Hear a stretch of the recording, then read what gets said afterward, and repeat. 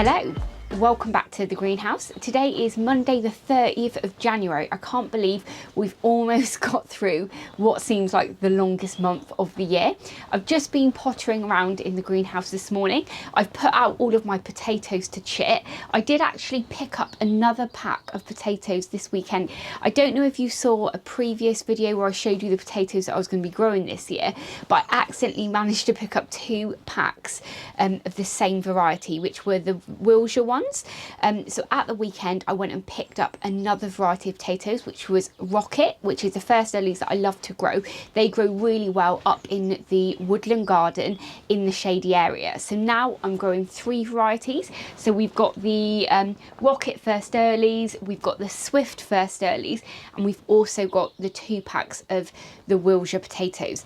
Now I was actually going to swap a pack with Liz, but what I've decided to do is actually keep the two packs of Wilshire, because I've created a new bed down the side of the polytunnel, which is 6 meters long. So I think I can use both packs of potatoes there and I'll be able to get a really good harvest, hopefully. One thing though I have noticed this year, I always pick up my seed potatoes from Wilko's, but this year they are really weird sizes. We've got some absolutely massive seed potatoes here, but then we've also got loads of tiny ones here too.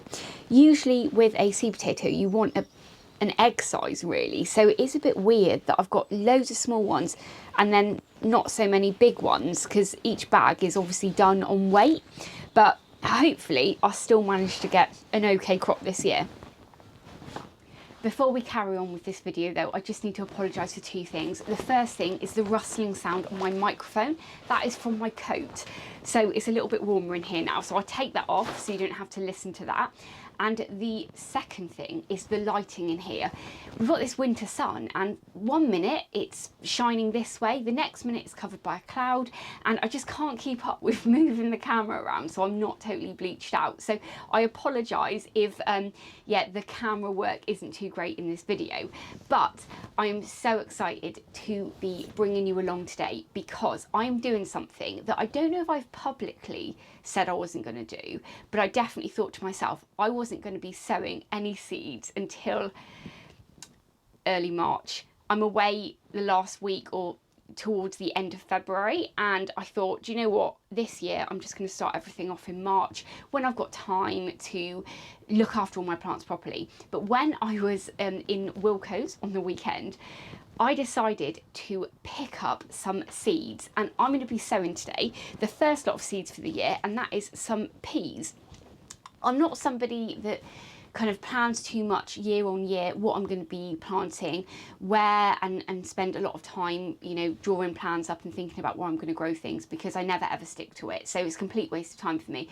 But I was thinking the other day, what am I going to sow, or what am I going to grow, sorry, in this bed in the greenhouse early on in the year? And I've decided that it's going to be peas, because I can start peas off now. You know, you can sow them from kind of very early February all the way till April, and then you can start harvesting them in May to August. So if I am to start them off very early now, I can get them out here in my greenhouse where we still don't have all of the trees around the greenhouse fully in leaf. So it will give them a really good chance to grow and get as much light as possible, so that as we come into kind of the early summer, they've already done most of their growing. That's my plan, and I've still got a lot of work to do before they even go in here. So what I'm going to be doing today is actually starting them off in modules. And then over the next week, I'm going to sort this bed out.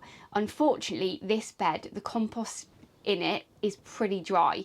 Last year I set up an irrigation system which did work really well in my greenhouse, but in here the hose got twisted, and then I just didn't really worry too much about it for the whole year. I had my tomatoes growing in here. I then just watered them manually. So before I actually put anything in here, I need to rejuvenate that soil and sort the irrigation system out. But apart from that, it is going to be pretty good to go for the peas. But I'm going to start them off today in modules, and unfortunately I don't have any modules the same size. I've got about 200 seeds, so I've got a module with 28 holes here, I've got another kind of seed tray here, which has, I don't know how many is in there, but then I've got one here, which is 40. So they're all a little bit different, but we're going to get them put in and go from there. To prepare the peas for planting today, what I've done is just soak them in some cool water overnight. That means they can be fully rehydrated. So as soon as they hit that soil, they can get ready just to germinate straight away. If you put a dry pea in, it will also germinate, but you'll get a higher percentage of germination rate if you actually soak them overnight.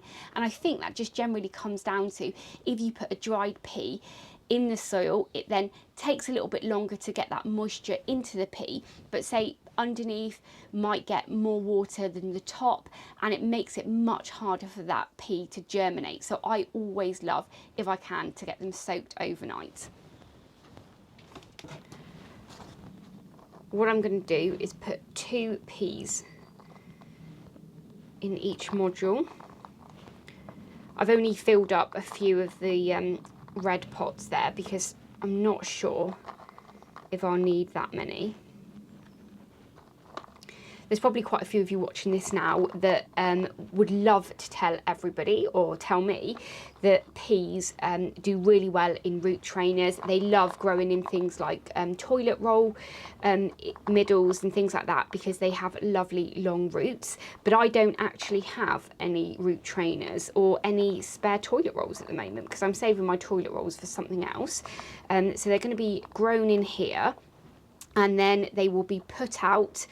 You know, I'm not sure if they'll be put out kind of halfway through February, or even at the beginning of March in the new bed that I'm going to be putting them in. So we'll just play it by ear. But one of the reasons, apart from not having the bed ready, that I am putting them in here is because we're in the middle of winter.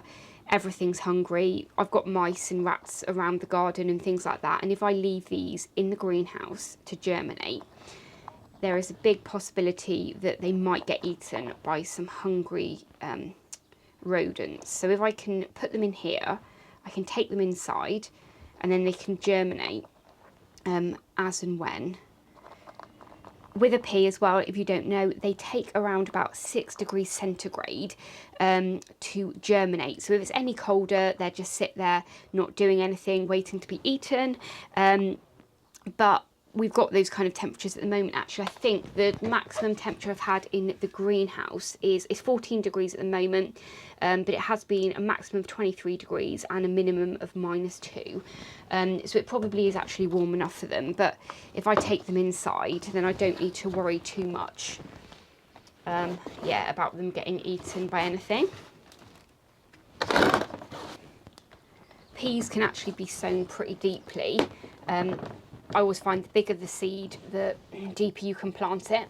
So I'm not worried too much about putting quite a lot of compost on the top here. Do you know what? I was actually only going to be putting I was going to be putting 2 in here, but I think I'm actually going to just put 1 in. There's a lot less compost in these than the other ones. Before I put compost over the top of it, I better take a picture for my social media. This is something that I forget to do all of the time. There we go. I've got quite a few peas left, so I probably will end up filling all of these up. But I am going to put 2 in each of these because they're slightly bigger. Well, this hasn't really gone to plan because I've still got that many seeds left over, and I hate wasting seeds, so I'm going to have to find another tray to put these in. Right, I'm going to put 3 in here.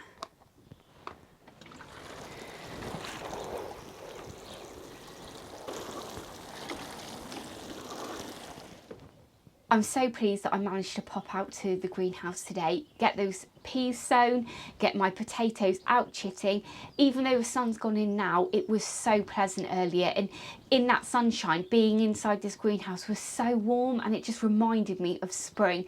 It's not long now, another 6 to 8 weeks, and we're going to be getting spring. We're going to be able just to come out all the time, sow millions of seeds, and then just kind of never quite catch up for the rest of the summer. For the rest of the week though, my plans are to get this bed behind me all ready for when the peas are big enough to go in. I also picked up some flowers or some flower plants when I was at Wilko's over the weekend as well, so I need to get those in. We've got some echinacea, which are the white ones, which is white swan. We've also got 3 echinaceas here, which are the beautiful pink ones, my absolute favourite. And then I picked up some echinops as well. Never grown this before. Well, actually I've never grown any of these before, but the echinops look really pretty as well, but I don't know too much about them. But with the echinaceas, I've tried growing them from seed. I've tried buying plug plants. I either get no germination or the plug plants do well and then get munched by slugs and snails in the greenhouse. So I'm really hoping that I can get a couple of plants out of these ones. These aren't plug plants or seeds. They're kind of in between. They're just some roots in here that you can then pot on and put out when they are huge, hopefully. So what I think I'm going to do with these is once they are planted, I'm going to bring them inside, leave them on a sunny windowsill for them to grow really big and strong, and then maybe later in the summer I can then plant them out, because even though they were £2.50 a pack, it was actually 3 for 2. That's why I ended up with the echinops. It's still a lot of money for when they get eaten and stuff, so fingers crossed they will grow really nice and big. But oh, sorry, I've just thrown that down there and pushed the camera, so I do apologise. But anyway, that is the end of the video. I really hope you've enjoyed watching today. If this is the first time you're watching one of my videos, please do hit that subscribe button and ring the bell to be notified of all of my latest videos. As ever, YouTube have some videos up now on the screen that they think you'll like, so please go ahead and watch those, and I'll catch up with you in the next episode. Bye!